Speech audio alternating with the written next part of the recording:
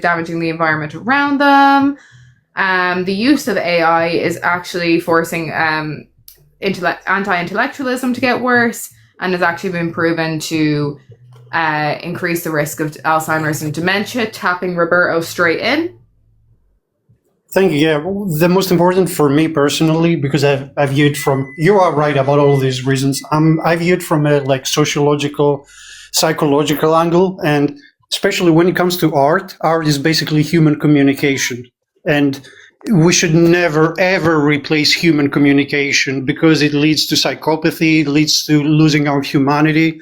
So when we substitute our human communication with machines, which like through AI girlfriends, which is kind of funny, but also sad, it is happening.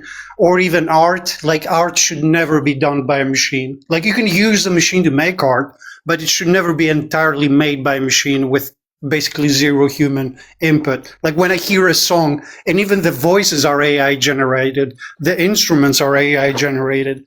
Like, no, dude, come on. You see how that's inhumane, right? The part of art that is like part of the process, like making art. I'm an artist and I have a BFA in fine arts. And making art is like part of the process, but also it steals from artists without their consent. It scrapes the entire internet and steals from people without their knowledge or consent of it. It also tells kids to kill themselves. It's sycophantic. Also, a large language model is not actually intelligent. It's just like jumbling up words to make. It doesn't understand the question, and it can often literally lie to you. And it's already led to people either unaliving themselves or other people. Okay, well, every major technology gets called cancer by people, who don't understand it. And the funny part is you're using AI to complain about it. Some people are using AI to complain about AI. While, you're asking it questions. I'm building AI agents, that work for me. I treat them like digital employees.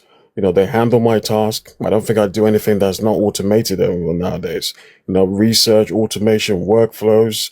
While I focus on, the decisions, people are protesting about data centers.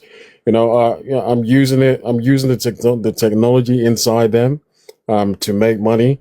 History isn't usually kind to people who spend their time just fighting the future instead of learning about how to use it. This is basically the future, and you from what you one of you said, I think it was